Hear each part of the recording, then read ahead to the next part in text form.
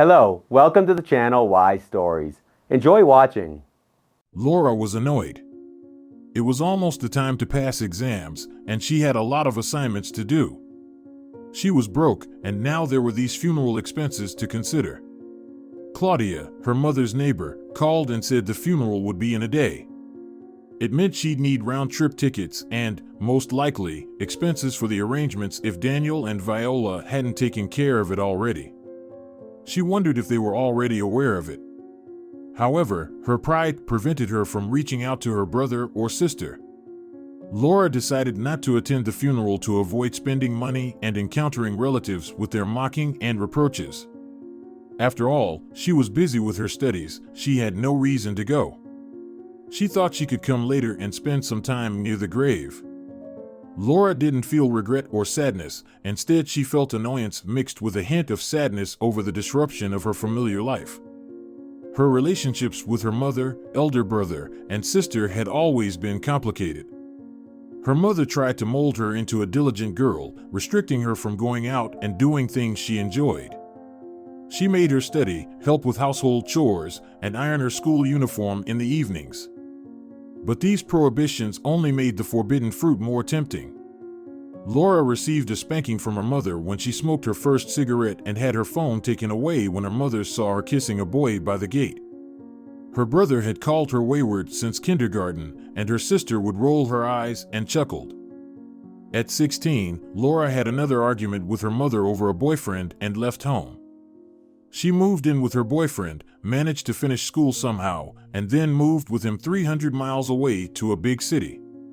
She worked for a long time, went through a breakup, saved up for her education, and finally, at the age of 23, she enrolled in a university when she realized how necessary it was to receive a diploma and a good education. She didn't maintain any relationship with her relatives, relying on her friends and colleagues. Although rumors about her reached her, she didn't actively seek them out. Why bother? Just to hear them say, "Hey, are you a bad egg?" No, thanks. Now Laura didn't want to sacrifice even a tiny bit of what she had diligently and patiently worked for. She studied and worked, and in this hustle and bustle, it was impossible to find time for a trip. Besides, she didn't want to go, to be honest. They will sort it out without me, Laura decided and pulled her notes closer. Viola, on the other hand, couldn't become the diligent girl her mother wanted. Unlike her straightforward younger sister, she possessed a cunning and devious character. She climbed over others and wasn't afraid to use methods that others considered dirty. Without any special connections or higher education, Viola managed a small tourist company in the capital by the age of 28. She had short hair and a very extravagant appearance. Her arms were covered with tattoos, bold makeup adorned her face, and she was distinctly cosmetically altered. The news of their mother's passing caught Viola when she was in another country, just as she had checked into a hotel with her friend. She was supposed to have a 10 days vacation. As a calculating and practical woman, Viola quickly calculated the cost of an unplanned return flight, a wasted vacation, and everything else. The decision was obvious: she would stay and enjoy her vacation. If Viola had wanted to, she could have attended her mother's funeral. She had a good financial situation, but her principles got in the way. Leadership is not for women, her mother grumbled. Our main goal is to maintain the comfort of home and preserve the hearth. Let the men earn the money, it's destined for them by nature. We have a different purpose. Well, what purpose, Mom? Are we just cogs in an engine? People get to choose who they want to be, argued Viola. It won't lead to anything good if you go against nature, her mother remained firm. You have already deviated from the right path, covered yourself with tattoos, and it's time to think about family. As usual, Viola rolled her eyes and snorted. What a good phrase, so glad to hear it again. Talks about family, husband, and children triggered a nauseating reflex in her ever since adolescence. Her mother's traditionalism infuriated her more than anything else. The indoctrination of humility, submissiveness, and domestic norms ended with Viola doing everything in reverse. She cut up dresses with scissors, dressed in jeans and aggressive rocker outfits. Instead of cooking soups, Viola chose sketches for future tattoos, and instead of reading romantic novels with bouquets and moonlit gatherings, she sought advantageous connections. She knew she wanted to lead, make decisions, and break free from the traditional values her mother stubbornly pushed upon her. Naturally, by the age of 28, her cherished dream came true. A chain of useful connections led her to become the owner of a tourist agency. Viola quickly secured a position there, then got into a romantic relationship with a man and maneuvered things so that he transferred the business to her.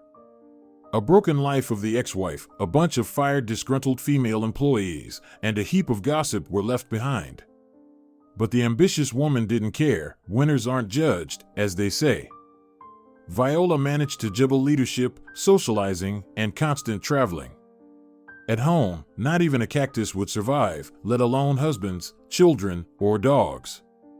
Self-sufficient and selfish, Viola only loved herself unrequitedly and had no desire to invest her emotions in anyone else. Therefore, she quickly got rid of her admirer, smoothly taking over his business and made it legally hers. In this series of events, Viola visited her mother's home once a year, or even less frequently. The parental house made her sick and bored. There was no one for her to control. Daniel could easily handle a group of college teens when his visits coincided with Viola's, and Laura had escaped with her boyfriend. The only thing left were arguments with her mother, but there was nothing new in those discussions year after year. Moreover, Olivia Sancho had started drinking and complaining about her health. Viola wanted to leave her mother's home as quickly as possible to avoid crossing paths and listening to the old woman's complaints. Let the brother sort it out himself. He's a man, and the eldest, the eccentric head of the tour agency, decided about the news. It was time for her to go a long time ago. Lord forgive me, she thought a little later. But she didn't say it aloud, so her friend wouldn't hear. If Olivia tried to mold her daughters into real women, she attempted to raise her son as a true man. However, once again, things turned out awkwardly. From an early age, Daniel had to solve his problems almost everywhere, stand up for himself, and not cry. While Olivia lavished her daughters with typical feminine instructions, she demanded steadfastness, a strong character, stubbornness, and determination from her son. As a result, it bore fruit. Daniel indeed became a leader in his class, a class monitor, and excelled in his studies. But beneath his achievements hid a callous heart, despotism, self-centeredness, and indifference to other people's problems. He could make cutting jokes about the unattractive girls at school who secretly hoped for his interested glance. He could snap at his sister and even his own mother. Laura spent her entire childhood hiding from her brother in corners whenever he came home in a bad mood. Daniel couldn't understand why others were crying over a bad grade or life's unfairness. After finishing school, Daniel enlisted in the army and decided to become a full-time soldier. To gain status and benefits, he married a timid girl from a small village, had a child, and by the age of 33, he moved with his family to the coast. One could only guess what happened in Daniel's home, as his wife didn't dare to utter a word out of turn. She remained a mere shadow in the presence of her husband. Even a fool could see that he was unfaithful and felt his complete power and impunity. Daniel mostly returned home for some paperwork matters. He knew his mother had taken to drinking, but he limited himself to infrequent obligatory calls and sending money saying, "Here, go see a doctor." He regarded Viola as a strong woman and almost a fallen one, and Laura as a simpleton and a failure. Whenever the opportunity arose, he put himself forward as an example, refusing to listen to any arguments. As a result, when they had all nearly scattered, their communication reduced first to hello when they were within the walls of the house, then to short holiday text messages, and later, it simply was over. And everyone was content with that. The neighbor called Daniel when he was having breakfast. He listened to the news with a stoic expression, contemplating how to proceed. The death of a relative was a valid reason to take leave from work, of course, but firstly, it was a long flight by plane. And secondly, he hadn't felt any connection with his sisters or his mother for a long time. It was just a matter of blood relation. He had already been away from his homeland for 2 years and hadn't been concerned, but now there were the funeral arrangements. Something resembling sadness pricked Daniel's heart, but it quickly dissipated. "Will you go there?" his wife asked timidly, handing him coffee. "Nah, I'll send money for everything. They can handle the arrangements themselves," the man replied curtly. "But what about the inheritance?" his wife inquired again. Daniel suddenly pondered. "You're right. But we don't know if Mom left a will. And if she didn't, then we'll inherit the house by law as 3 siblings. There's no need to rush. Nowadays, such matters can be resolved remotely." Claudia Iglesias was standing next to the fresh grave with a young girl. Apart from them, there were around 10 more people at the funeral, neighbors, friends, and former colleagues of the deceased. Daniel, Laura, and Viola didn't come. Aunt Claudia wiped her eyes with a handkerchief and adjusted the black mourning band on her head. "Oh, true Christians don't behave like this. I mean, children should say their last goodbyes to their mother. We can't force them," the girl, T, sighed, holding carnations in her hands. "You're right, T.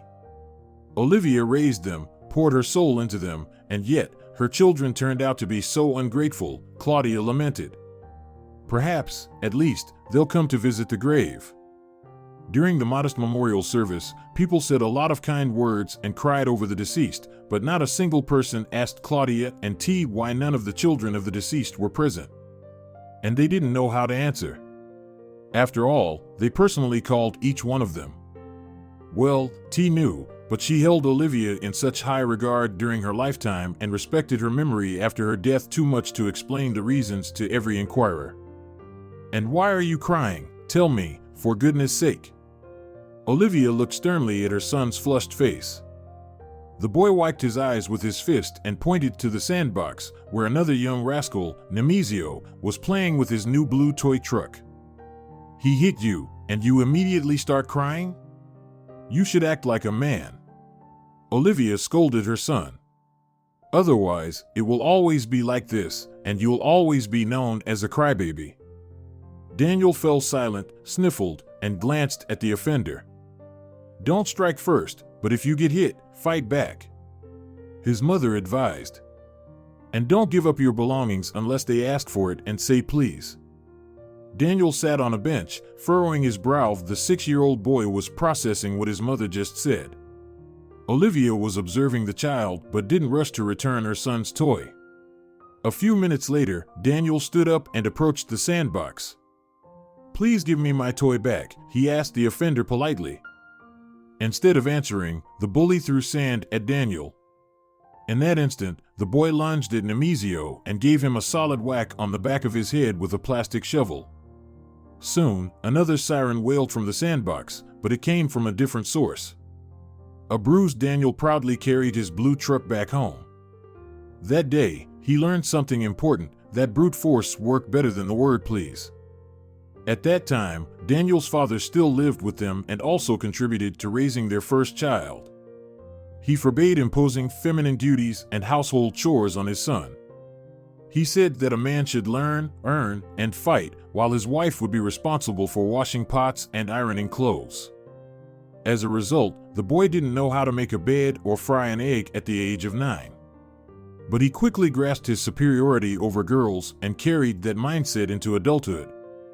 Daniel's father got into an accident and died when Daniel was 13, Viola was 8, and little Laura had just turned 2. Olivia wasn't so much saddened as she felt relieved.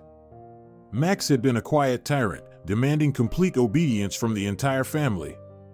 Olivia, on the other hand, wanted her son to respect women and have a strong character. However, the negative influence of his father had already taken root in the boy's subconscious mind. The sound of shattered plates in the sink pulled Olivia out of a half-dreamed state after her night shift as a chef. She heard noise and arguing coming from the kitchen. "Clean up after yourself," Viola shouted, pointing to a dirty plate on the table. "That's your job." Daniel shrugged indifferently and casually dropped the dishes on the floor. "Stop it," Olivia shouted at both of them. Viola, is it too much for you to clean up and help your brother? Mama, I'm not a servant to clean up after everyone. The 10-year-old troublemaker pouted, clenching her fists at her sides. He has exams coming up, he's studying and getting tired. Can't you be more understanding? Olivia pleaded. And I have a test tomorrow. Let Laura clean up after us, Viola declared. Olivia recoiled and shook her head. She silently picked up the plate from the floor, cleared the table, and washed everything. Then she turned around. Daniel had a victorious expression on his face as he left the kitchen, while Viola was breathing heavily, her nostrils flaring widely. Daughter, you should be wiser, gentler, more flexible. Olivia placed a hand on Viola's shoulder. I don't want to. Viola objected. I don't want to be like you. She stomped her feet and ran off to her room. Striving to support her children after her husband's death, Olivia worked very hard. She took extra shifts, didn't go on vacations for years, and still had her own housework and garden to tend to. There was no personal life, hobbies, or interests for Olivia. She lived for her children and her desire to give them the best: education, summer camps, clothing, treats, and toys. She bought something for herself only when her previous item was worn out or torn. One day, Olivia was getting ready to attend a parent-teacher meeting for her son in high school. Daniel looked her over: worn-out shoes, a skirt with an old oil stain, a blouse with lint, and a jacket from the late 90s. The boy frowned. Don't go, I'll tell them you were working. He stopped the woman who was already about to leave. Why, son? Olivia looked at her offspring in bewilderment. They'll think we're struggling with money, Daniel replied shortly. Don't embarrass me, Mom. Olivia was shocked. She had barely managed to get time off work to hear about her son's progress from the teachers. She turned to the narrow mirror by the exit and looked at her own reflection. There was a tired, unkempt lady with bags under her eyes. You'd better have a rest. Daniel took his mother's elbow. I'm not a bad student, they won't scold me, for sure. Well, you already know that. Olivia returned to her room, and tears welled up in her eyes. Soon exhaustion overpowered the weary woman, and she fell asleep. When Daniel joined the army, Viola was only 14 years old. Olivia hoped that her daughter would become her helper, but everything turned out to be the opposite. Viola's adolescence manifested itself early and quite vividly. It became evident that her father's genes had left their mark here too. The girl would throw tantrums over any issue, slam doors, and twist her face at any attempt of her mother to impose some moral lesson. On the other hand, among her friends, Viola commanded authority and held undeniable power. She could, with the help of others, expel or punish her disfavored companions. You can't do that, daughter, Olivia sighed as she listened to Viola's boastful stories. You'll make enemies for yourself. I can, the girl replied. It's not something for you to do. It's for me. And will you treat your future husband like that too? He'll run away within a week. The woman shook her head. Who said I'll have one at all? Viola crossed her arms over her chest. Well, how can that be? Olivia exclaimed, waving her hands. What about family? Sooner or later, you'll want warmth, comfort, and to care for children. Yuck, how awful. Viola grimaced. I've seen enough of that in you, thanks, I don't need it. Life has so many more interesting things than being some man's doormat and taking care of a baby. The conversation came to an end. Olivia often asked herself, why did her children grow up not in a way she raised them? Instead of love, understanding, and respect, there were selfishness and self-centeredness bubbled in each of them. Daniel stayed in the army on contract and enrolled in a distance learning program at the university to qualify for an officer's rank in the future. He hardly ever called, and when he did, he brushed her off, claiming he had no time to talk. As graduation approached, Viola became more concerned with her appearance than with her grades and exam preparations. She took up odd jobs at different places, doing tattoos and trendy haircuts. Olivia remained oblivious to the former for a long time and reluctantly accepted the latter, consoling herself with the thought that hair could grow back. However, she noticed the tattoos on her daughter's body when it was too late. A piece of artwork peeped out from under the sleeve of her shirt. "What?" Viola asked sarcastically, seeing her mother's horrified gaze fixated on her hand. "Want to see the whole thing?" The girl removed a part of her shirt, revealing a dragon in colorful hues and bright spots on her arm. "Why? Why did you do this?" Olivia sadly sat down on a stool. "I felt like it," Viola shrugged. "I love it." "It's not right," Olivia muttered. "A lifelong stigma for a girl. People will perceive you as, well, you know who. Decent guys don't want someone all painted up." "Mom," Viola snapped. "We've argued a million times, and once again I'll argue. In your childhood, tattoos were only for convicts and loose women. In your youth, you were supposed to get an education, get married, and definitely have children. In your worldview, girls wear dresses and boys wear pants. I'm so tired of your lectures." She threw a dirty rag, which she was using to clean the table, against the wall and stormed off to her room. That evening, Viola deliberately spread out cut-up skirts and dresses on the carpet in front of her mother.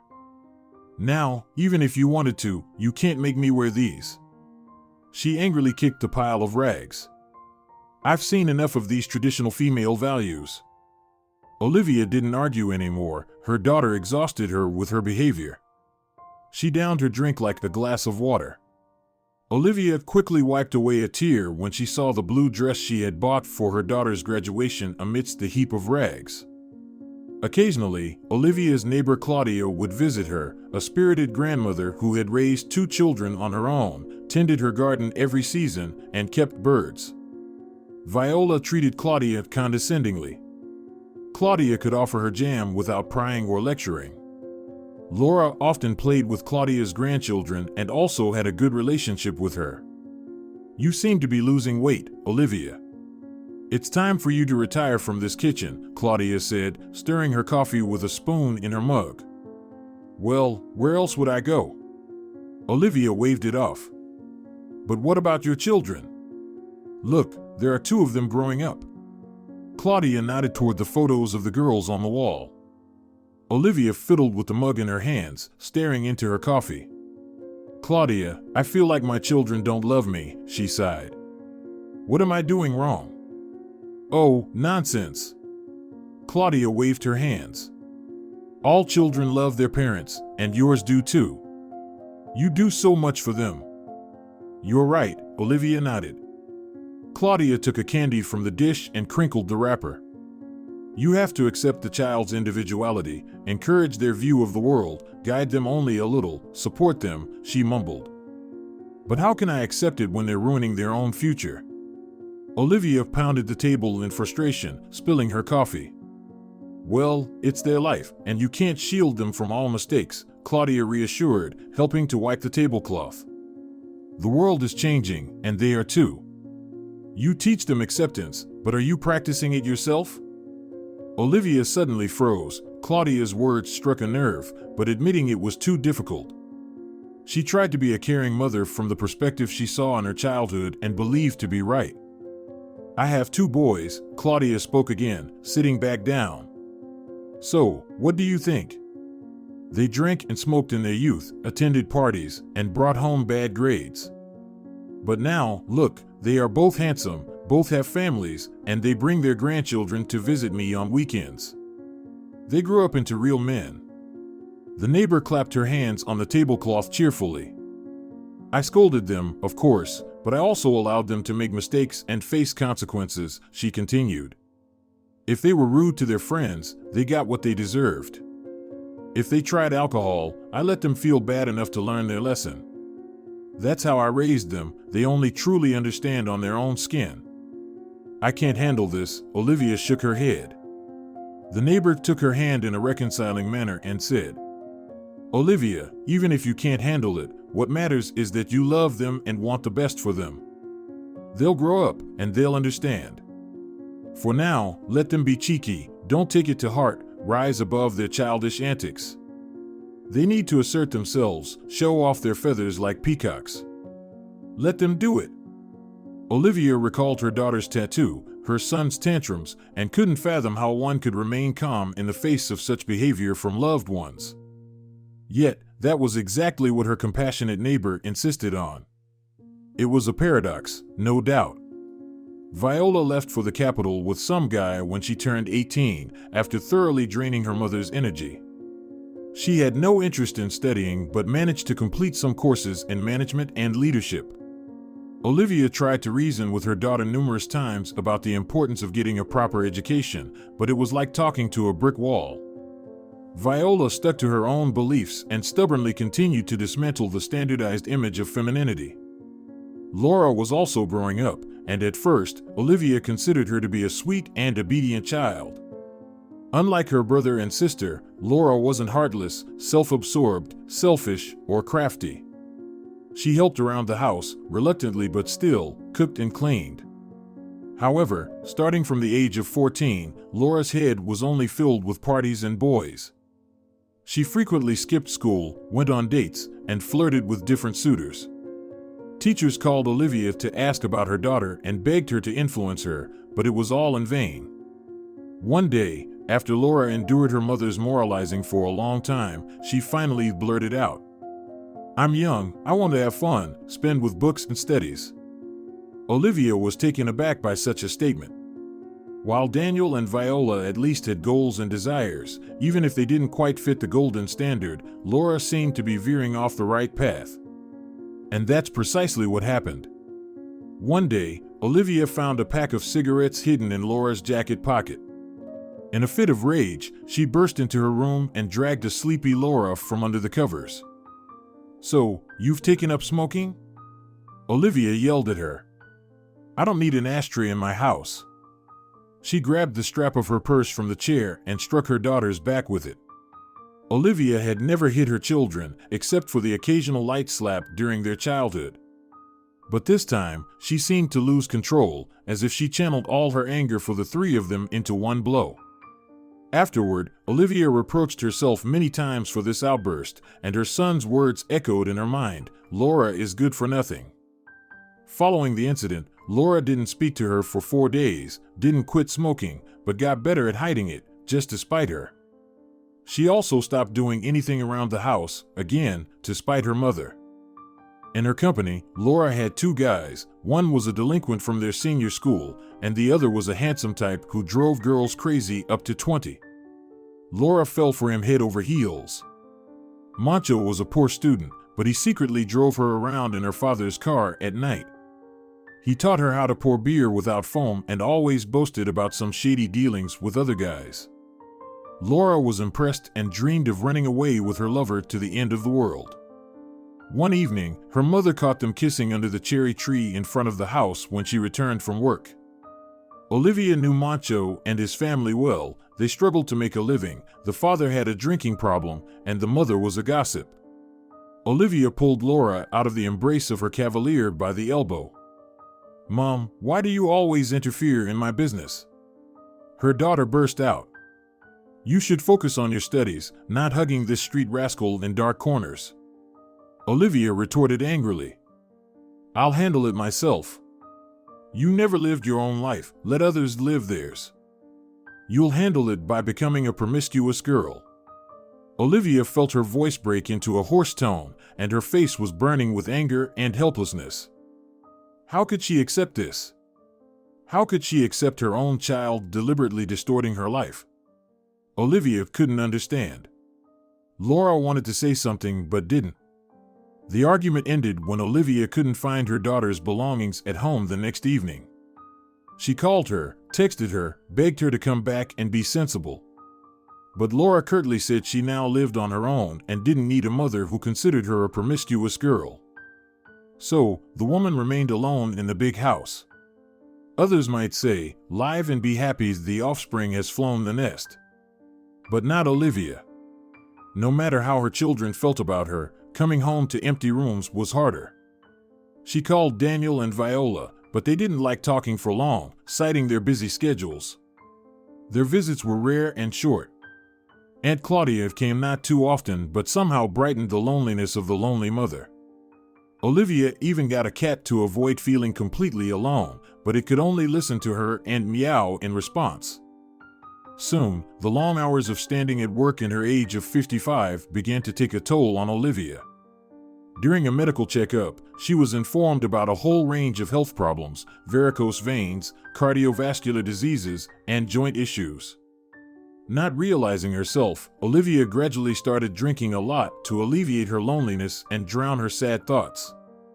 Claudia entered Olivia's house and found her sleeping at the kitchen table. She woke her up. Lately, Claudia had been very concerned about her neighbor's condition. Olivia had become reclusive, constantly cried, and even her home had fallen into neglect. Claudia tried to visit more often, but she couldn't stay with Olivia all the time. After all, she was over 70 herself. "Olivia, get up, it's already morning." She nudged the yawning and mumbling hostess. Olivia jumped up, looking around, and then shamefully hid a wine bottle under the table. "You can't live alone like this," said Claudia, as Olivia tidied herself up and started preparing breakfast. "Who needs me?" Olivia waved dismissively. "Men only look at the young ones, and I'm already old." Claudia smiled, although she had something entirely different in mind. "Men are another business," Claudia said, "but I think you need an assistant and some company." "My children left," sighed Olivia, stirring the cocoa. "Ah, here you are, rushing down the well-trodden path again." Claudia scolded her. "I have an idea to help you, so you can have more fun and avoid all this." She kicked the empty bottle under the table. One of Claudia's sons often provided goods and other help to orphanages from sympathetic compatriots. When orphans reached adulthood, they were supposed to receive apartments as part of a government program, but in practice, some had to wait for years, and some never received anything. They needed a place to live. "There's a girl there, Teresa," Claudia began telling Olivia. "She's pretty, but she didn't get her apartment and had a baby at 19. Now she's wandering around, wherever she can. The orphanage is no place to live. And you know how hard it is to earn enough for housing or rent with children. I feel sorry for the girl." "I'm not sure where you're going with this, Claudia." Olivia listened attentively. "Why don't you take her in? She could help with the household, keep you company, and you'll be doing a good deed. You won't work at that cafeteria forever, making a cabbage soup. And I could arrange for Teresa to work as a nanny in the kindergarten through my old connections," Claudia concluded. Olivia frowned. The prospect of bringing a stranger with a child into her home didn't really appeal to her, but on the other hand, Claudia was right. She was already going crazy from loneliness, so it couldn't be worse. "Do you vouch for her?" Olivia asked her neighbor. "If I didn't, we wouldn't even be having this conversation," Claudia nodded. "I've known Teresa for a long time, even wanted to adopt her, but at my age, they didn't approve." "Well then, let her help you and live with you," Olivia said. Claudia looked at her attentively, warmly, and understandingly. "Olivia, I would take her, but you need her more, I can see." Viola irritably examined the dirt on her new shoes. The dirt of her hometown into which she had stepped the moment she got out of the taxi. "Home, sweet home," she muttered through her teeth. Viola didn't plan to stay here for long. The next day, she had a flight to the capital. So she checked into a hotel. She mentally prepared herself for the meeting with her siblings, her older brother and younger sister.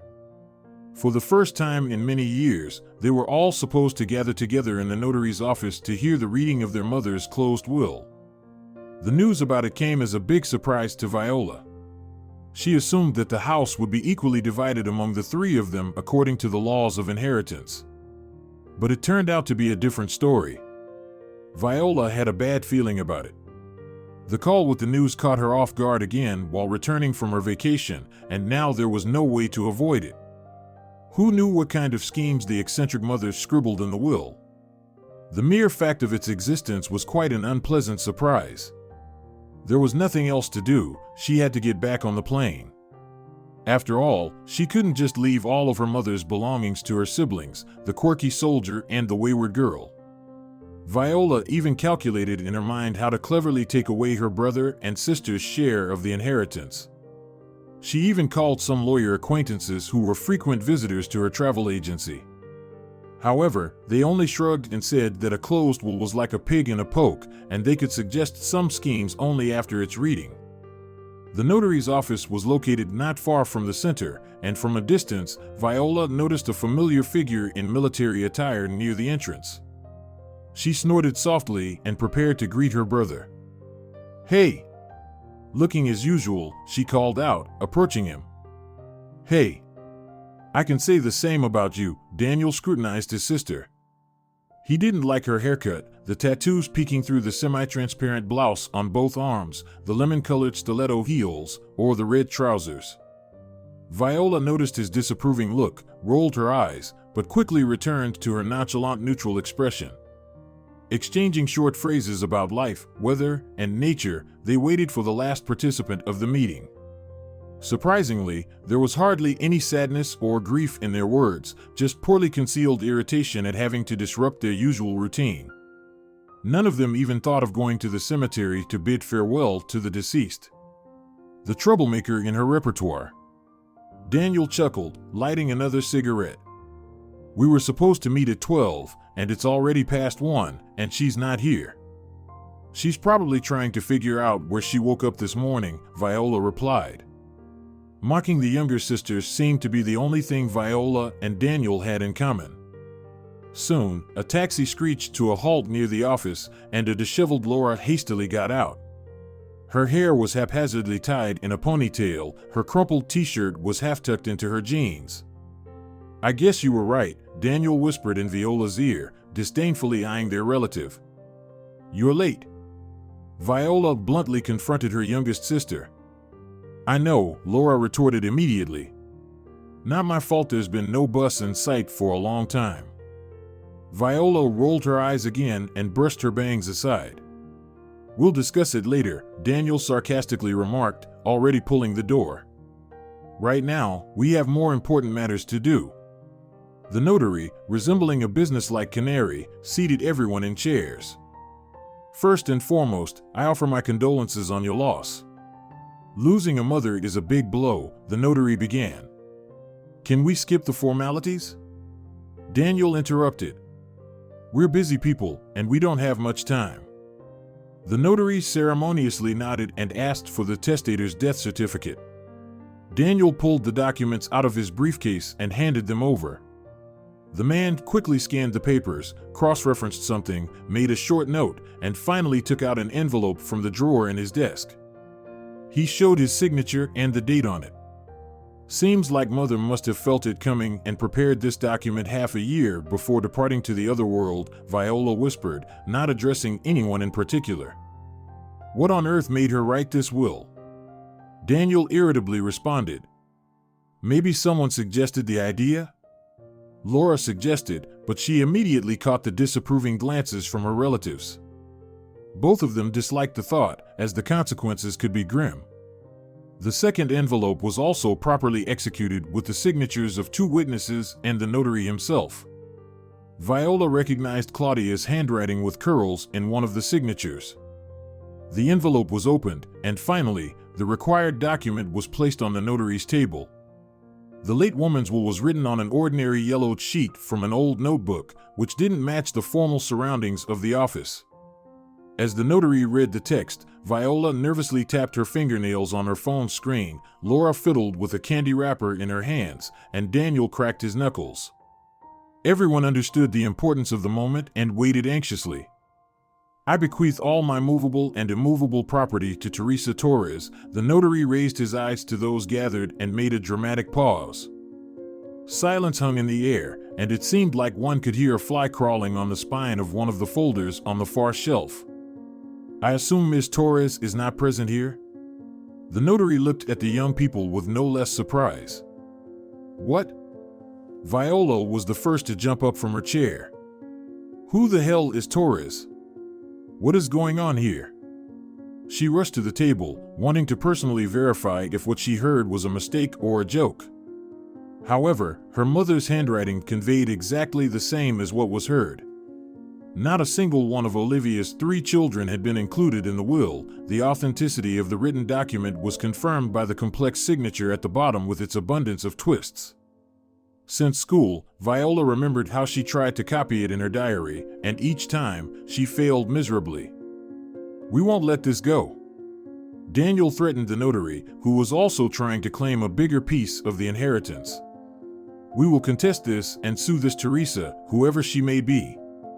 "Sure, go ahead and sue as much as you want," the notary nonchalantly shrugged.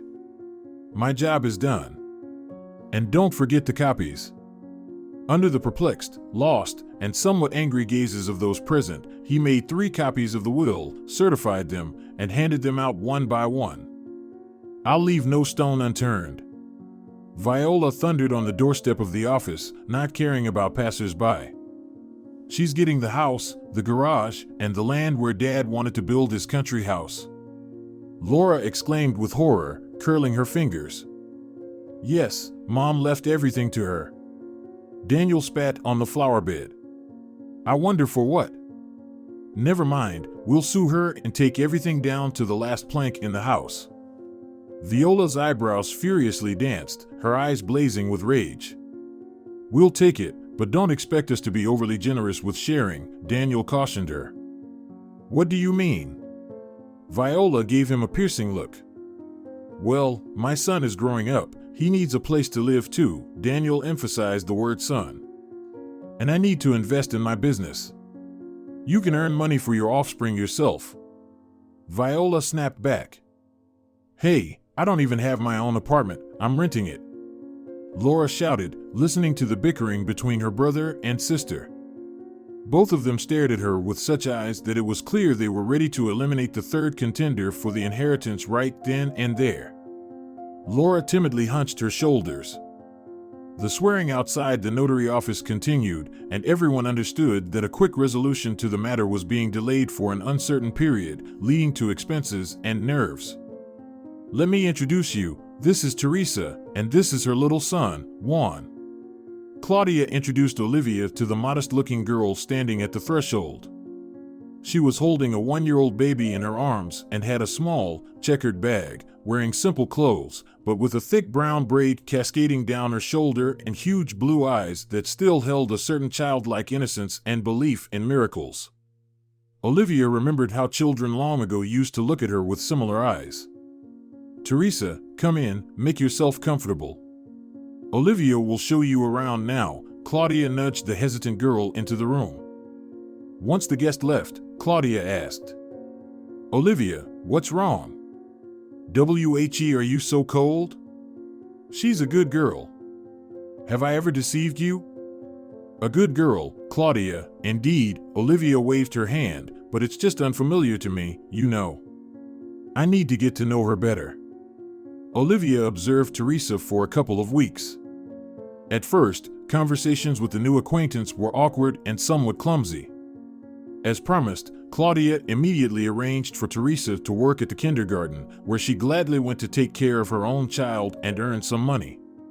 Teresa didn't do much in the house. She only asked a few short questions about cleaning and other household matters. Her child was quiet and didn't cause any trouble. The awkwardness faded away thanks to the reigning circumstances. "Olivia, I'm back," Teresa announced loudly as she opened the door. Her host's shoes were in their place, but the host herself couldn't be heard. Teresa cautiously entered the room, placed her son's cradle on the armchair, and discovered Olivia dozing. A couple of empty wine bottles were standing next to the sofa.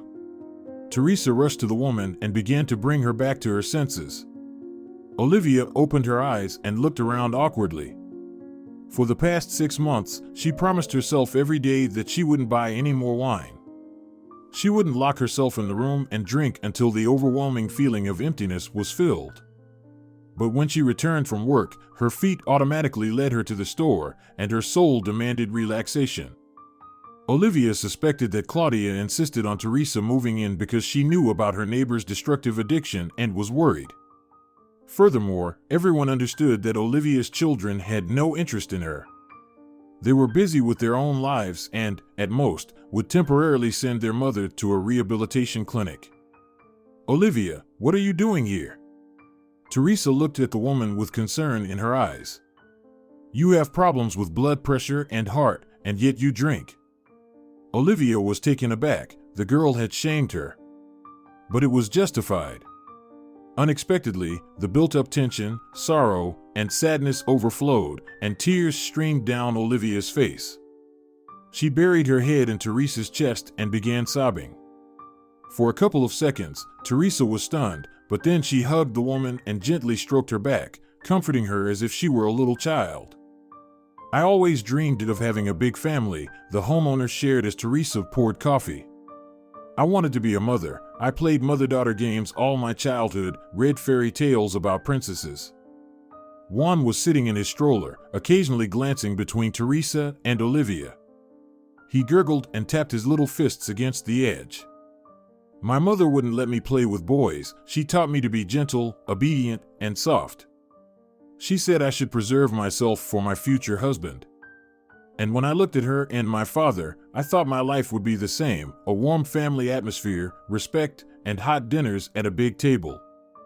Well, our table was small, and our apartment had only 2 rooms," Olivia sniffled like a schoolgirl. Teresa placed the cups on the table and sat down on a stool nearby, keeping an eye on her son, who was starting to doze off. "I always thought that a husband was my support, my rock. The one who's in charge but wise. I lived like that until I met Max. I fell in love head over heels, but I didn't see him for who he really was," Olivia continued. "I got pregnant with Daniel, we got married, and then Max moved us here to this house. I thought I had landed in a fairy tale," the woman chuckled and took a sip from her mug. "But not the fairy tale I had read about. I thought I'd be a princess, but it turned out I was Cinderella. You wouldn't believe how much I crawled around here on my knees while pregnant, scrubbing the floors, washing all the windows and mirrors every day. I cooked 3 meals a day with my belly getting in the way, first course, main course, and a drink." Teresa listened attentively, not interrupting. "My husband worked, earned well, and we had enough, but he demanded absolute cleanliness and orderliness. I gladly toiled like a horse in a home stable because I loved him so much. I treasured the rare moments of tenderness from him after his reproaches about a dirty table or tasteless cutlets, thinking it was my fault. If only I had put more effort, paid more attention. Then our son was born, and I became immersed in motherhood, raising a joy for myself. But it's easier and quicker for bad things to stick, as we all know. And instead of a sweet little boy, I raised a copy of my husband who believed that a woman should only serve. Oh, poor his wife now, poor girl. How guilty I am before her." Olivia sniffled again and quickly pulled a tissue from the box. "You're not to blame," Teresa said cautiously.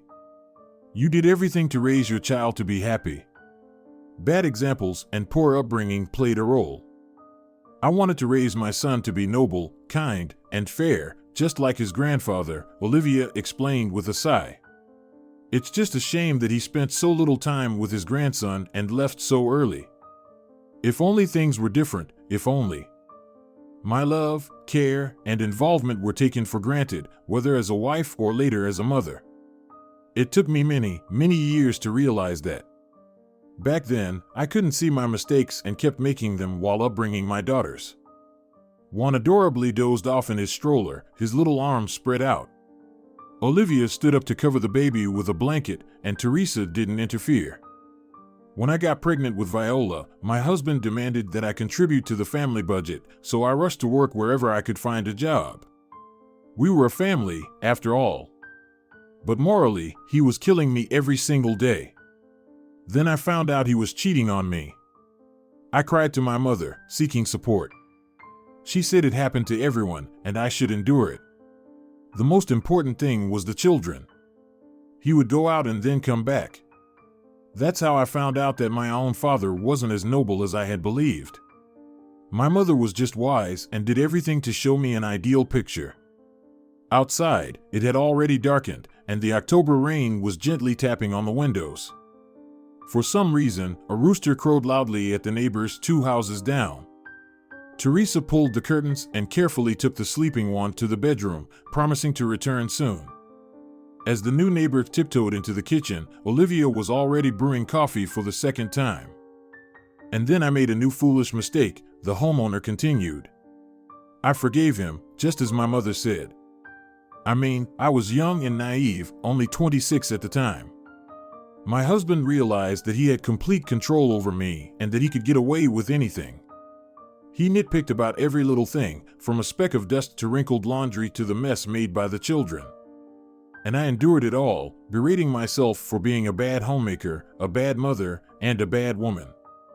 And then came the 3rd pregnancy, and I decided to keep it, hoping for a miracle once again.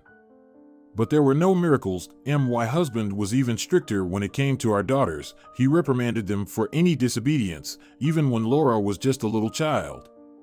And for some reason, I went along with it. I filled their heads with notions of marriage, correctness, and wifely wisdom. Oh, if only I had realized sooner. If only I had known." Olivia raised her eyes to the ceiling and blinked rapidly, trying to hold back the tears that welled up in her lashes. "And when my husband had his accident with his lover, as I later found out, it was like a noose around my neck had disappeared. I was surprised myself that I didn't feel sad or cry. Although I had to work harder, it was the real joy. But for now, it was just in the fact that no one else would come to my bed after sleeping with another woman. The quiet humiliation was gone, and I started to see clearly, but I still lived in the chiseled mold of motherhood. A woman needs a family, a loving husband, and her own corner. I tried to instill this in my daughters. In the end, they see me as an enemy, and my son, well, he treats me like a second-class person." Teresa leaned closer and gently embraced Olivia, whose shoulders were trembling. "I wanted to raise sweet, affectionate girls, but with my impositions, I raised a selfish brat and a slut. You know, Teresa, what's the saddest part of this story?" Olivia looked up at the young woman. "That I realized my mistakes only when they all left. And now, I'm aging, lonely, and unwanted by any of them." "Olivia, don't get so upset," Teresa's calm strokes on her back reassured her. "Everyone makes mistakes, but there are no mistakes that cannot be rectified. You did what you knew and could do. You loved and cared for them as best as you could. I'm sure if you talk to each one of them, there's still a chance to change things. Oh, my dear. Do you think I haven't tried when realization struck me?" Olivia sighed. "I called, I texted, I invited them over. They brushed me off, saying they were busy. The only thing I achieved was a couple of visits with my grandson and money for medicine and doctors. I decided to go see them myself, but I was stopped. I endured it, tried to understand and justify them, but deep down, I knew I was deceiving myself. The feeling of helplessness in front of those I myself created burned me. And, yes, I broke down, started drinking. It's the only way I can momentarily dull the pain of being unwanted by my own children.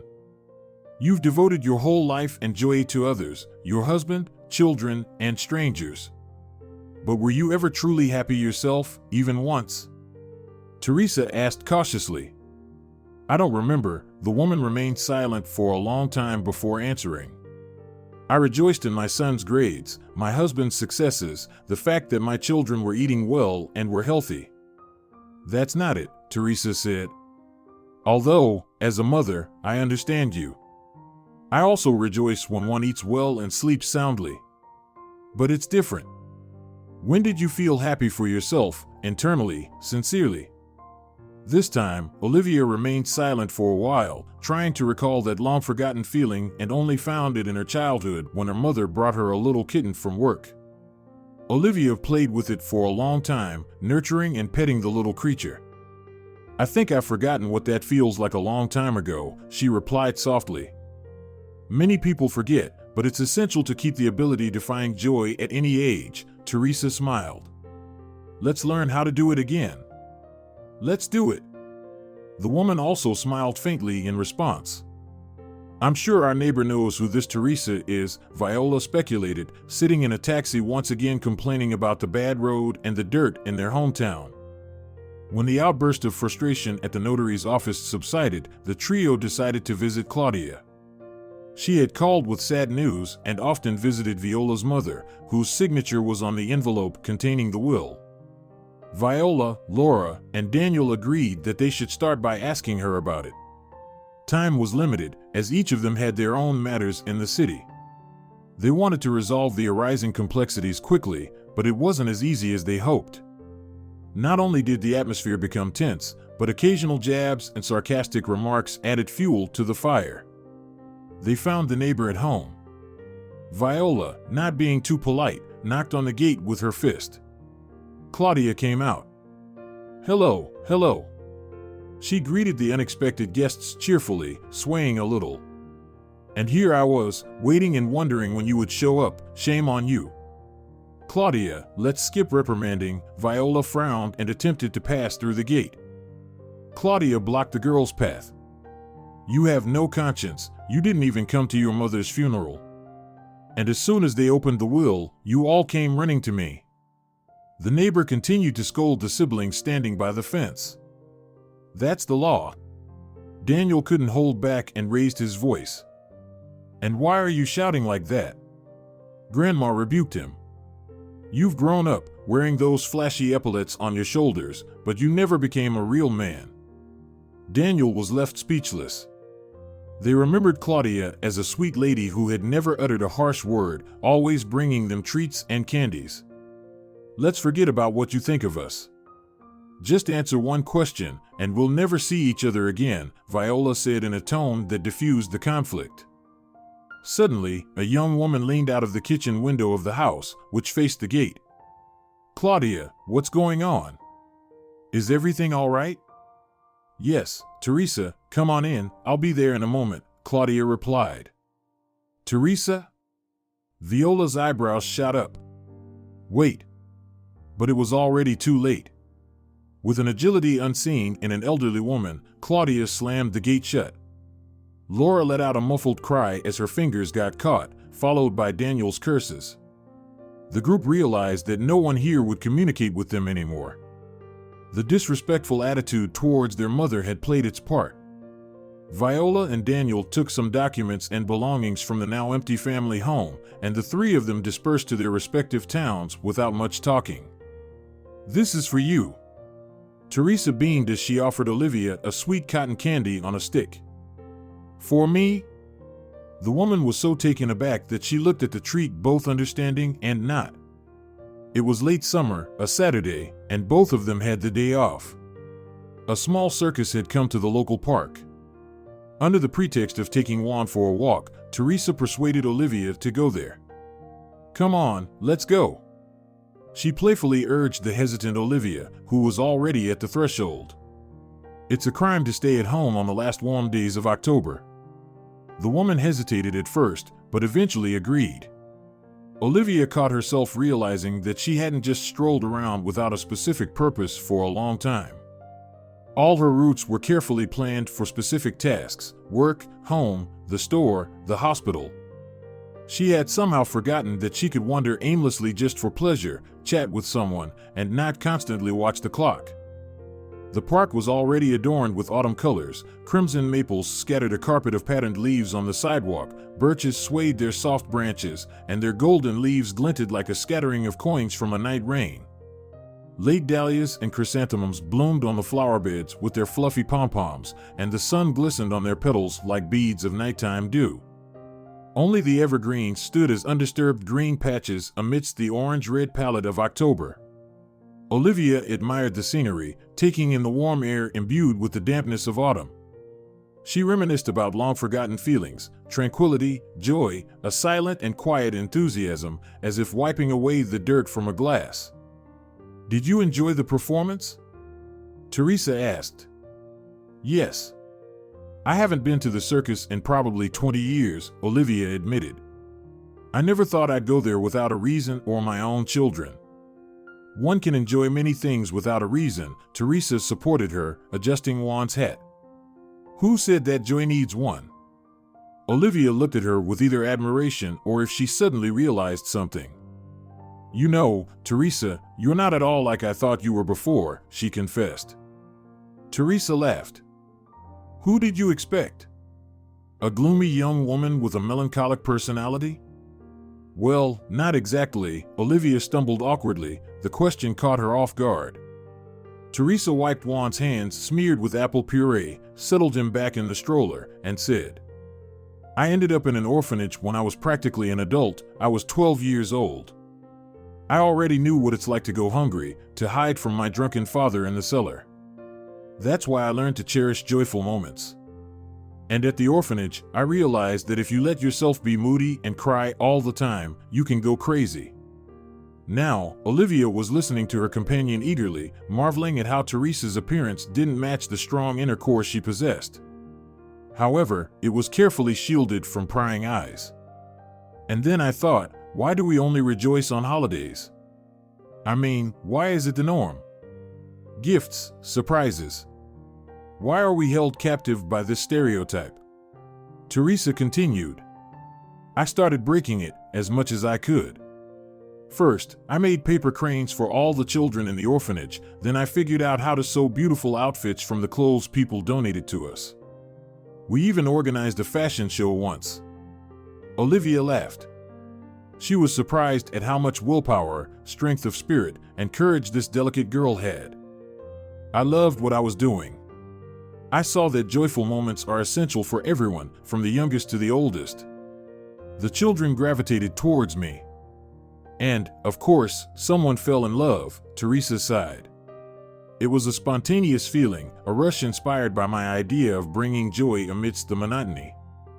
But, of course, not everything goes well." She looked meaningfully at Olivia, "and when I turned 18, I found myself with a baby outside the orphanage. They wanted to leave him there, but I didn't allow it. I never waited for an apartment and somehow managed to rent a room in an apartment. At that time, I had the salary of a janitor and child support. That's when I fully realized how important it is to rejoice in simply living and possibly helping others live." "Is that why you decided to work with children?" Olivia suddenly guessed. "Yes," Teresa nodded. "Children still know how to find joy in little things. Adults drown everything in routine, and some stereotypes, and self-imposed limitations. We confine ourselves to a cage where there's nothing but hustle, problems, and fears. Very few people in adulthood can sincerely rejoice and see the beauty around them." She pushed back her braid and pointed with her hand to a woodpecker on the trunk of one of the maples. Olivia also noticed a bird with a red cap, hopping busily on the bark. "You welcomed me into your home, were kind, and now I want to help you find joy in life again," Teresa said. "You're starting to do well." Olivia hugged the girl, hiding her own teary eyes from Teresa's view. A month had passed since that conversation in the kitchen. Olivia couldn't remember the last time she had a drink. Her home became cozy and bright again, in a way that it probably had never been before. Perhaps it was because both women needed that warmth, and they both worked to maintain it. They passed evenings talking over aromatic coffee or having walks, during which Teresa was telling Olivia about everything. Olivia was amazed at how broad-minded the young girl was and how much she herself had missed in life. One day, the group found themselves in the evening park again, and a guy gave each of them a rose. Olivia was so flustered that she didn't know where to put the flower. Finally, she felt the desire to return home in the evenings, cook something delicious, spend time with Juan, and listen to Teresa. It was astonishing how this stranger by blood had become so dear to her. Claudia sometimes visited and observed how Olivia came back to life. The blush returned to her cheeks, and her eyes regained a sense of purpose. And this time, Olivia felt as if she had gained a daughter and a grandchild. There were no discussions about what was right or about getting married. It turned out to be so simple to accept a person with their unique perspectives, with their bugs and experiences. And even though Teresa cooked soup differently, cut bread thick, and washed floors in an old-fashioned way on her knees, Olivia no longer wanted to argue, correct, or teach. It wasn't a dispassionate acceptance, it was the very acceptance that she always imposed on her daughters. She imposed it without fully understanding it herself. One day, during lunchtime, two men in uniforms knocked on Olivia's gate.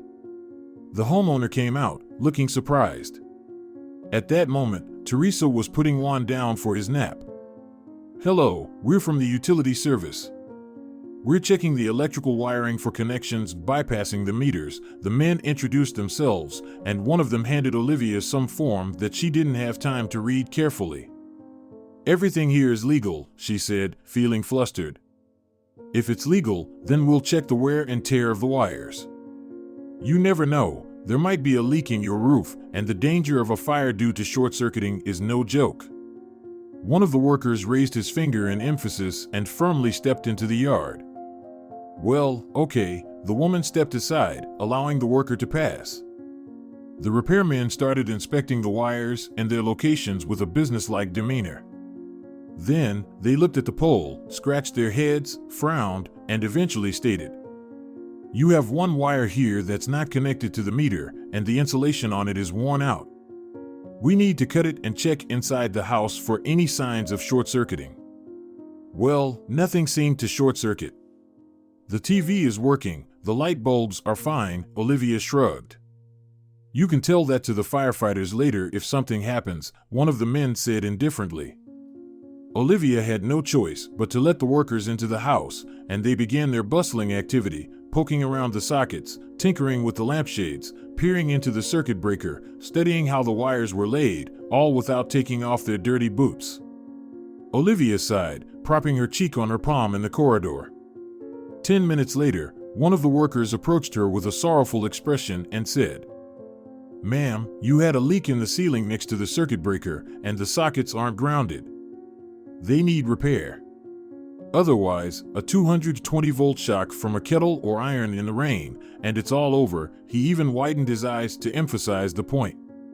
"But how can that be? I've been living here for so many years, and everything was fine." Olivia waved her hands in disbelief.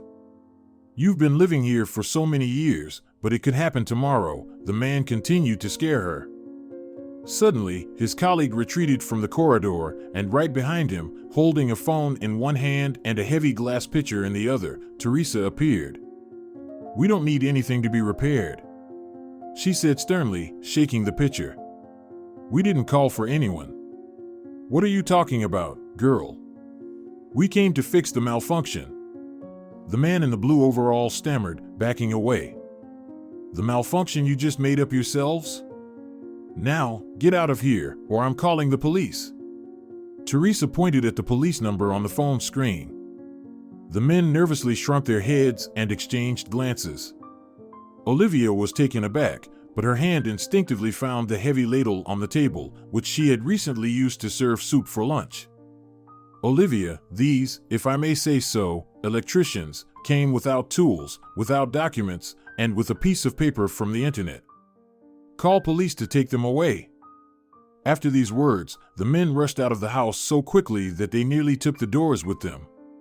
Olivia could only hear from the yard through the window, "You said she lives alone, idiot." When her pounding heart finally calmed down, her breath became steady again. Olivia was now sitting at the table, waiting for Teresa to pour some sedative into a glass for her. "How did you realize those scammers weren't from the utilities company?" she asked the young woman.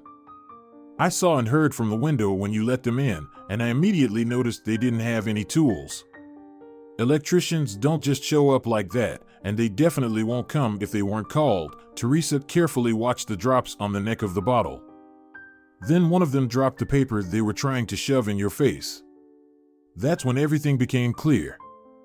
She placed the glass in front of Olivia and took out a crumpled piece of paper from her pocket. It was a poorly scanned permit for electrical work from 3 years ago. "Oh my," the woman sighed. "What would I do without you?" "Apparently, you'd be left without your savings," Teresa replied directly. "Well, everything turned out okay, but let's change the locks on the gates and doors, just in case." The women became almost like family to each other. Teresa introduced Olivia to her friends from the young collective at the kindergarten. Sometimes, she asked Olivia to look after her son while she had time for a haircut or to buy some small things. Olivia enjoyed spending time with Juan, and she even treated him like a grandson. These happy moments were so different from those few miserable hours she had with her biological grandson. Daniel and his wife constantly criticized her for everything and literally snatched the child away from her hands. It was different with Juan. He happily built colorful pyramids with Olivia, played with blocks and balls, learned to walk with the support of the caring woman. Teresa sometimes came and watched with delight from around the corner how tenderly Olivia treated her son. Everyone understood everything, and each of them needed this connection. One evening, the young woman went into the kitchen to pick up the baby from the homeowner and noticed a slight sadness on Olivia's face. "What's wrong, Olivia?" Teresa asked with concern. "Oh, Teresa, my heart is aching for my own children," Olivia sighed. "I wish we could have communicated with them the same way I do with you, even if it's just over the phone. But they haven't called or written for half a year. Laura completely ignores me." Teresa paused to think and then said, "I think you can try to mend your relationship with your children, but it will require patience. I've tolerated a self-absorbed husband all my life. I definitely have enough patience," Olivia said seriously, looking at Teresa. The thought of picking up the phone and reaching out to her children evoked fear and a sense of rejection. It felt strange.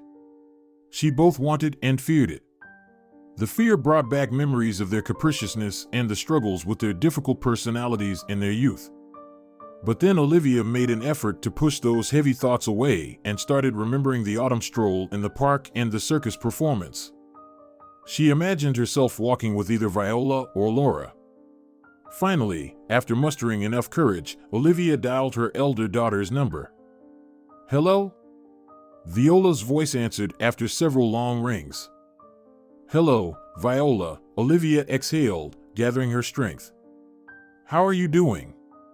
"Everything's fine." "Why are you calling?" Viola's voice sounded suspicious. "Should I send money for the doctor or something?" "No, honey, I just want to talk to you," Olivia swallowed.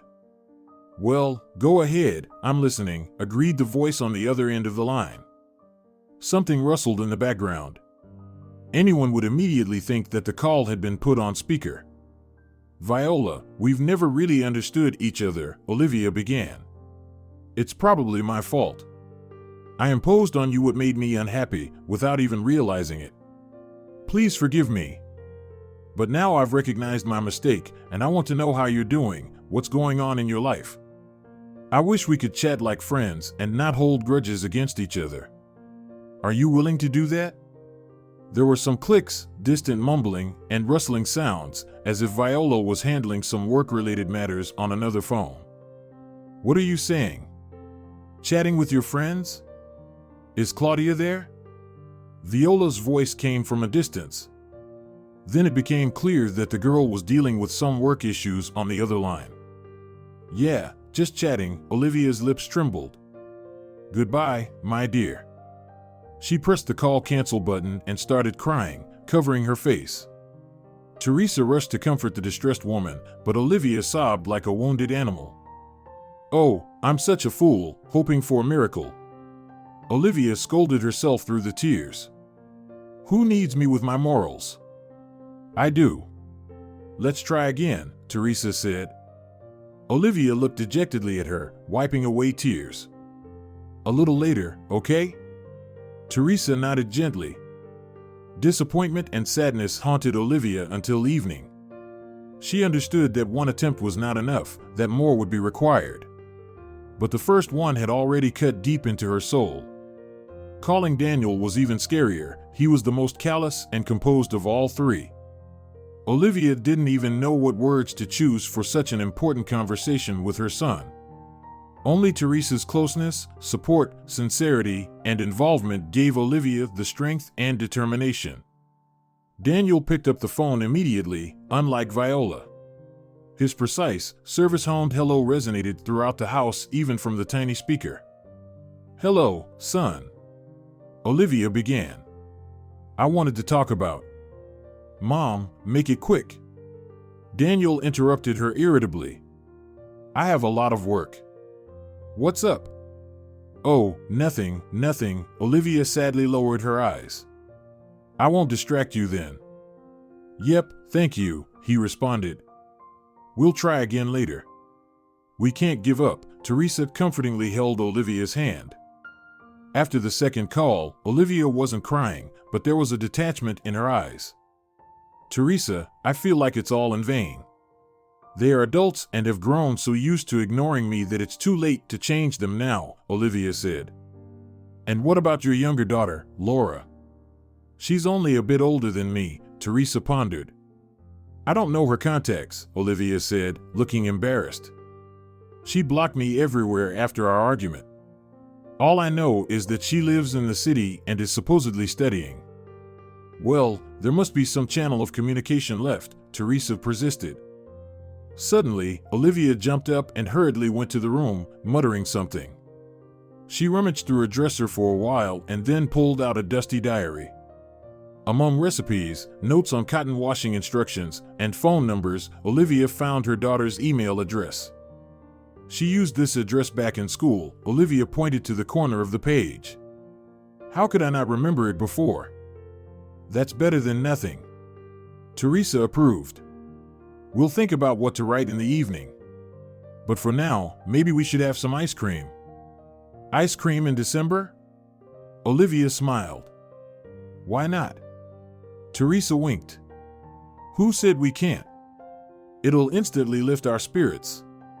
Doctor's orders for such a gloomy day. With those words, Teresa went to the freezer to get a block of ice cream. Olivia watched her, propping her cheek up. She understood that Teresa was doing her best to keep her spirits up. But a mother's heart would still ache. Even though Teresa had become like a real daughter to her, correcting past mistakes alone was beyond her power. It's amazing how sometimes shared adversities bring even sworn enemies together and reconcile them. After Viola, Laura, and Daniel returned to their cities, they created a group chat to discuss issues related to contesting the will. It took a couple of weeks to figure out Teresa's identity and learn her side of the story. With some struggle, the group eventually agreed to split the inheritance equally among the three of them. However, Viola kept pestering the lawyer with questions on how to legally claim more for herself. The poor lawyer regretted ever getting involved with her and mentally cursed all the gods who had come up with the concepts of the court and inheritance. This Teresa is an orphan with a kid, Viola proclaimed in a voice message. Supposedly she took care of our mother in her last year, but there are no documents to confirm it. So, she and her kid are out of luck. It's quite intriguing, Daniel replied. Some random woman with a child lived there all ready-made and now our mother leaves everything to her? What an unprecedented act of generosity. Can I do the same and get an apartment in a year or two? Laura added sarcastically. Viola irritably clicked her pen, frustrated with the situation. Her world of peace, stable income, parties, and leisure was now disturbed by this idiotic will. Now, thanks to their mother's actions, they had to scramble, spend money, and time. Relatives can really stab you in the back, even after death, she muttered to herself. The prospect of dividing the inheritance wasn't pleasing either. Dealing with her brother and sister was annoying. Daniel was using his child as an excuse, and Laura was constantly whining as if she had a mosquito buzzing in her ear. Viola caught herself thinking that she wouldn't mind playing some dirty tricks on her siblings so that they would be preoccupied with immediate problems instead of fighting over their share of the inheritance. Teresa and Juan had gone to the daycare, while Olivia had just returned from her night shift as a cook. For several weeks, Olivia had been tormented by a vague premonition. She had been contemplating, deciding, calculating things in her mind, weighing options, but Teresa didn't mention anything. Olivia took a nap for a few hours, thought it all over again, and then went to her neighbor's house. Claudia, I want to write a will, she blurted out, sitting in front of her. Oh my, Olivia. Are you planning to die? Aunt Claudia waved her hands. I have a premonition, Olivia mumbled.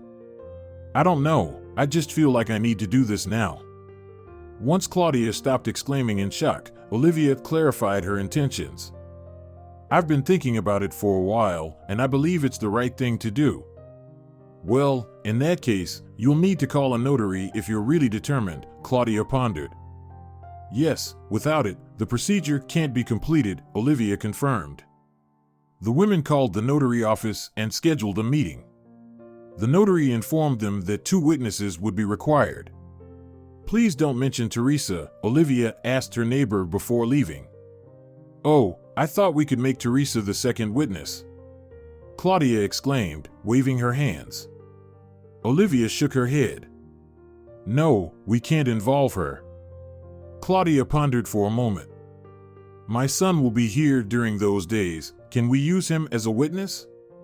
Olivia nodded in agreement, bid farewell to her neighbor, and returned home with a slightly relieved heart. The day before, she had spent a long time composing something else, an email for her younger daughter. She filled pages after pages, scribbled, wrote, then scribbled again. Eventually, with Teresa's help, she created an email account and slowly transcribed the text onto the screen. A week had passed since the email was sent, but the inbox remained as sad and empty as before. Teresa said that sooner or later, her daughter would reply. Even just a single word. Olivia tried to believe. In fact, she tried to notice more good things around her. It became a sharp daily necessity on her path to rid herself of immense guilt and resentment towards herself, her children, and life. And at times, Olivia felt like she was succeeding. In the swift flight of a swallow, in the gleam of a puddle under the sun, in the warmth transmitted from hand to hand holding a cup of fragrant coffee, she collected fragments of her medicine. And beside her was the one who always supported and protected the fragility of her recovering soul. Viola used all her connections and hired the best available lawyer to challenge her mother's will as quickly as possible. It took a few months, but she succeeded. The judge confirmed that as direct first-degree heirs of the deceased, Viola, Daniel, and Laura, the 3 of them had the legal right to inherit all their mother's property. However, the second part of her plan didn't come to fruition, as the inheritance was divided equally among them. It's nothing, Viola rubbed her hands together as she exited the courtroom. Here, we'll handle it our own way. The main thing is, we left the cunning orphan with nothing. The authoritative head of the travel agency was accustomed to doing this when legal methods were exhausted. A couple of conversations, applying pressure to the right sore spots, intimidating, collecting compromising material. What difference did it make how she got what was rightfully hers? Daniel and Laura did not attend the court hearing. The former cited work, the latter cited the cost of traveling. Viola represented the interests of all 3 alone, though the interest was mostly hers. She notified her relatives about the inheritance through the lawyer's prearranged letters. Viola pondered ways to coerce her foolish siblings to sell their mother's property quickly, ensuring she could hide a portion of the proceeds from them. Viola's plans were ambitious. She had long desired to open a second branch of her agency, exchange her 1-bedroom apartment for a 2-bedroom closer to the city center, and why hide it, move to the States. Neither a fair division of money nor the well-being of her relatives concerned Viola, let alone a stranger with an unknown child. Neither Teresa nor Claudia was present at the trial. The elderly woman and the young mother couldn't afford to travel to the capital, though they knew what was happening. Teresa was taken aback when she learned that Olivia had left her all her belongings. She was greatly surprised and had experienced 2 shocks in 1 month. First, Olivia's passing, then her will. Olivia had passed away in her sleep, having suffered a heart attack. Teresa found her on the bed when she returned from work. This happened 2 months after the will was written. Unfortunately, Olivia sensed it correctly. Where is this damn essay? Laura muttered irritably to herself, rummaging through the depths of her laptop.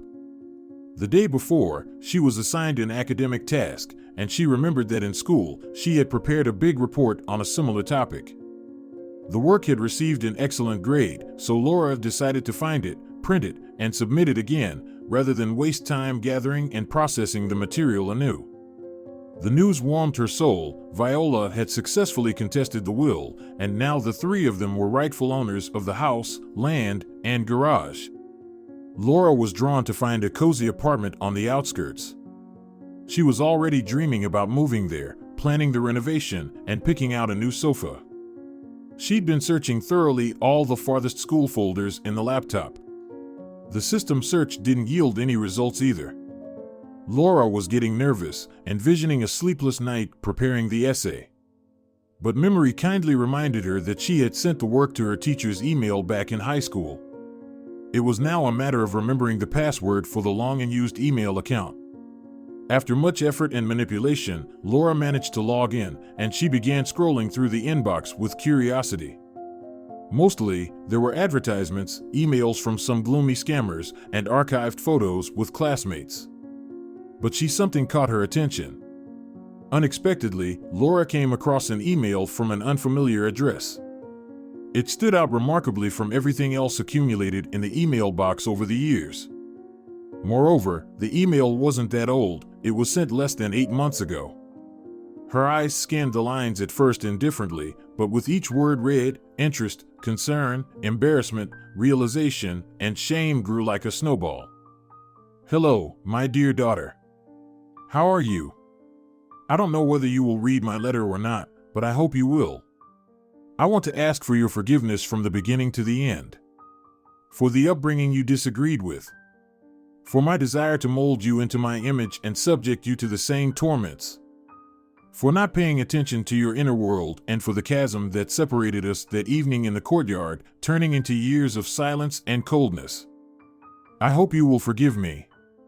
I realized my mistakes only many years later, but I don't blame any of you three. You all grew up to be who you are, and I am secretly proud of each of you.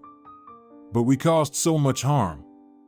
Offenses, misunderstandings, sharpness, and rudeness divided us like strangers. How many of your happy moments did I miss and fail to see, for which I now berate myself terribly? I wouldn't have dared to write to you, my daughter, if it weren't for the help I received. I met a girl who opened my eyes and showed me what I deprived myself of all the years of your childhood. Finally, I have the strength to admit it. I realize that I am asking for the impossible, but let's try to become a little closer, like real relatives. Hoping with all my heart for a quick response. Your mother, Olivia. Laura finished reading the letter, her lips were quivering, and her shoulders were shaking. She leaned back on the chair's backrest and burst into tears. Her mother's sincere and pure words burned away years of accumulated resentment from Laura's soul. That night, Laura couldn't sleep. She forgot about the essay, about her studies, about having to attend classes the next day. She sat on the floor of her room against the wall until morning, hugging a small plush toy she had brought from home many years ago.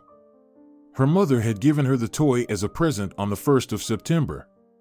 Over the years, the toy had gathered dust under the sofa in a plastic bag, but today, Laura found it, dusted it off, cleaned it, and pampered it as if it was a little kitten. At sunrise, the plush toy was wet from tears, her eyes swollen, and her face flushed. As soon as the clock struck 8, Laura knew it was time, more accurately, it was already time. She feverishly scrolled through the phone book, searching for Claudia's number.